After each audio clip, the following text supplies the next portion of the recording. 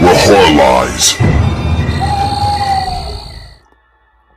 Hey guys, it is Rob from Georgia, aka VHS82 apostrophe. I am your regular Wednesday evening host here at BodyBags. It is a random week, and the week that comes right before theme week, right? Which is nightmare horror, I want to say. And that ought to be fun, man, because anytime you start talking nightmare logic or just, anything nightmare horror based, yeah, I'm pretty much there in. So I'm looking forward to that.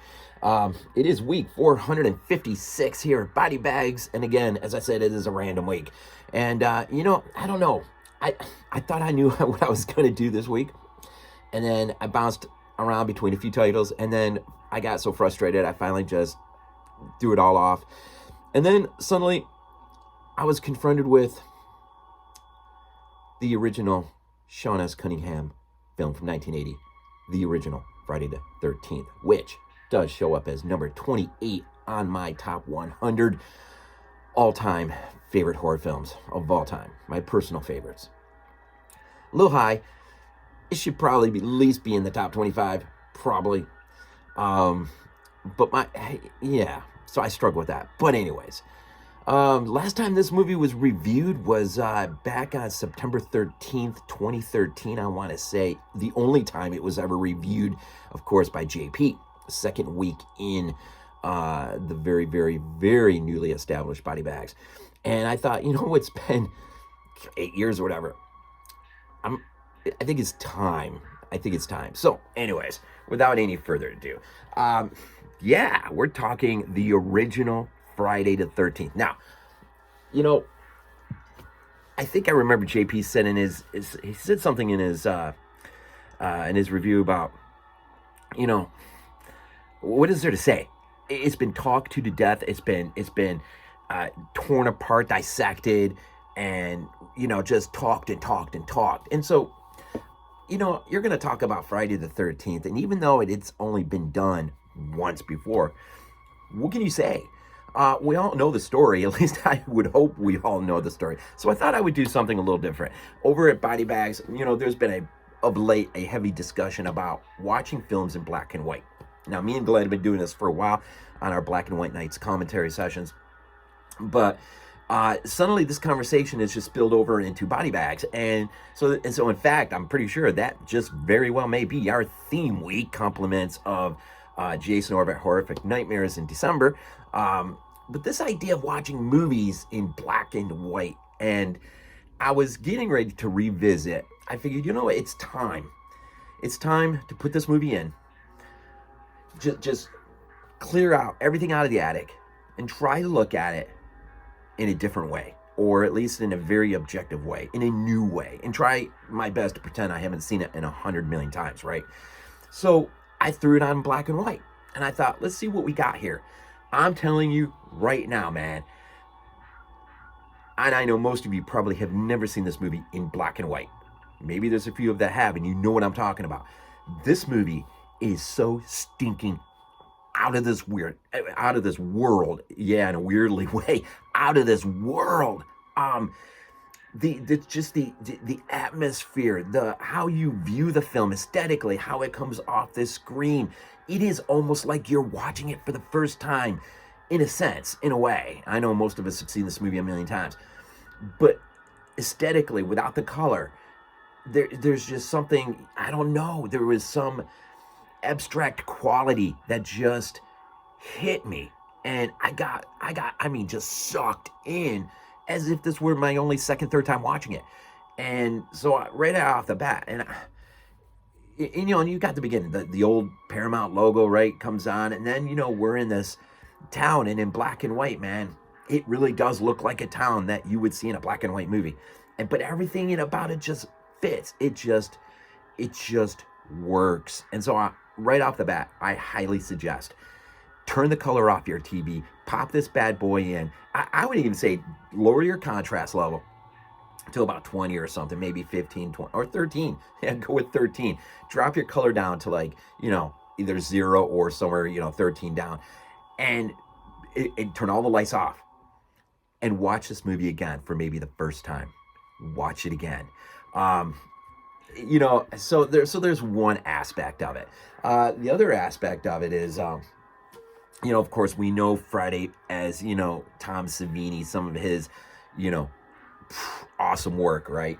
If you've never read the interview in this particular Fango with Tom Savini, it is worth picking up, man. It is some good stuff. The other thing I wanted to talk about is I thought, going into this again and really trying to clear everything out. I've heard of late, and I think it was the Hysteria Continues podcast, talked about how that this film inherently does have subtlety in it. It's not just a gore fest. It's not. Now, it is a roller coaster ride for sure, but it's not. This movie is not really stereotypical. It's like Chainsaw. Chainsaw is known for the gore, right? You watch the movie, there's like hardly no gore in it. And stereotypically, we think back on Friday and we think absolutely no subtlety at all in this movie. It's just, no holds barred. And it's the reverse is true. You go back and you really watch, maybe the black and white helps, but you watch this movie and things are paced out in a really interesting way. But I wanted to latch on to at least what I would consider my top 5 favorite moments in this movie. Moments that really stood out to me in ways that maybe have never stood out to you. So at number 5, Annie. When Annie gets picked up, man, or not picked up, but when she gets the ride from town out to Crystal Lake, or at least a good measure out that way by the truck driver. They're having this ongoing conversation, right? And, and it's funny because it's sort of inverted from the truck drivers and when they're confronted with Ralph in town and he's kind of shoos them off. And yet then you're in the truck and he's actually decides to try to convince her not to go. And so you get that whole conversation rolling, right? I love it, man. I love it. That moment when Annie says, "At least I'm not afraid of ghosts." But it's like the way she says it, it's like she's gotten spooked now about what lies ahead. And it's kind of, I don't know, it's like deja vu, man. It's like it's almost kind of like that deja vu quality moment where she just like, have I been here before? And we'll see that again, right? Except in a more concrete manner. But I love it.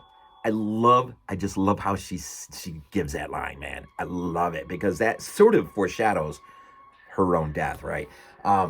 Number 4, I love it when Alice is with Bill and, when they discover the axe in the bed. I love it when Alice, man, and again, it's how she delivers it, man. When she says, "What's going on?" And she says a few things that really spill over into this sort of eerie, like, what? It's like, and it's that subtlety, man. There is subtleness to this film that really does get underneath. And again, maybe the black and white helps. I don't know. But that number 4, what's going on? Alice, right? Number 3, when Ned sees the ghost-like figure, call it that, when he sees the person going into the cabin, and of course, just the subtleness of him going in and never coming out. And just how that is photographed. It's an interesting moment, and it's again subtleness working underneath. And I know again too. I didn't include this in my list, but when in the beginning when they're just roughhousing in the water, and the one girl, I can't remember her name. The one girl looks over the water and she sees a figure in the wood line. That's pretty creepy too when you go back and really kind of like let that settle in. Number 2, Steve's run-in, of course, with the would-be killer at the end, and just his initial reaction to this person begs, what past is there between them? Was there a past? And if so, what was it? And it's an intriguing thought. And a lot of times novelizations will work to correct things out or add things in. And I wonder, I'm just curious off the top of my head, I wonder if that issue was addressed in the official novelization for the film. I don't know. It's a curious question, but it does beg, because we know the history, right? At least some of the history that we're introduced to and what we're given by the killer. I'm just going to leave the killer mask, man, just in case, if someone's never seen this. And number 1, my favorite, most subtle, unnerving, and this has always been my favorite moment of this movie, always. And it works even better in black and white. And that is, of course, Jack and Marcy. When Marcy shares of her dream being in the thunderstorm, and just seeing, the blood, and the blood being washed away in rivers of blood, and just that whole conversation that happens. And we know it foreshadows her own death, and just the creepiness of an idea that as a child, or as a young child, you could have a dream multiple times, even maybe, that subtly warn you of your own impending doom out there somewhere. And that's a creepy thought, especially at that moment when her death does come. She kind of puts it almost off. It is a nice sort of, it's almost like she's confronted with the reality of that, call it a vision, dream, whatever, that foreshadowing. She's confronted with it in a split moment. There's nothing she can do. And I just, how that worked. And so my whole purpose with this top quick 5 list is just, there's more here in this movie than perhaps has ever been talked about. And, and just on the chance, I mean, we know the synopsis, right? And how much it owes to Bay of Blood, Mario Bava's movie, and in particular, especially the second film that comes in line. But, we're given an opening prologue in the beginning, and, where there's an event and there's a killing that takes place. And we'll find out later that this is a result of the loss of a child, which, again, underneath the surface of all of this is really just about the loss of a child. And so it's funny to think how the Fridays will just kind of veer off somewhat, and they'll try to kind of tap back in a little bit, but they really do sort of veer off from just the overall subtleness of what is really happening. And I thought about this too when I was watching it.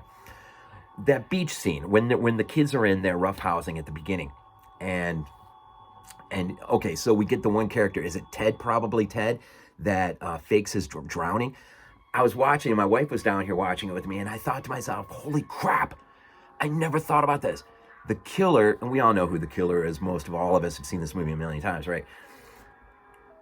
How absolutely beyond furious must a killer have been to see a kid fake their own drowning in light of the context, right? All that we know about the loss of the child. And I thought to myself at that moment, it would have been neat if we would have got some sort of, maybe a clenching of the fist. I don't know. The other thing I want to bring up too, real quick, is I've heard it mentioned too, maybe it was the Hysteria Continues, talks about how, their one minor criticism, and not even a criticism, but it's just, what do you guys think about the idea? Should we have seen the killer earlier on in the film? I mean, seen the killer, like maybe in the diner sequence, or even when Annie goes in there early on. This could have been a patron or somebody sitting at a table having a cup of coffee, something. I don't really agree at all, because, it's like when Annie says to the truck driver, well, at least I don't believe, in ghosts, but how she delivers it. It's almost like this killer is a ghost-like apparition to this camp in light of all this person has lost. And I think it serves the film better that we never do see. But if they could have figured out how to subtly weave that in almost like a Dario Argento Deep Red kind of way, that would have been interesting maybe. So I don't know what you guys think about that. But, you get the beginning, and then, of course, we come up to modern day, which, we're talking 1980-ish, right? 79, 80. And then, of course, the camp counselors are getting things ready. And, of course, our killer goes off the deep end. And leading up to this moment, though, it is interesting to think about all the times that this killer has set fires, tampered with the water supply, has done really anything and everything they could to keep the camp from ever opening. So this really, at the heart of this whole story, really is about a loss of a child and wanting to prevent that loss from ever happening again, albeit to the very extreme, right?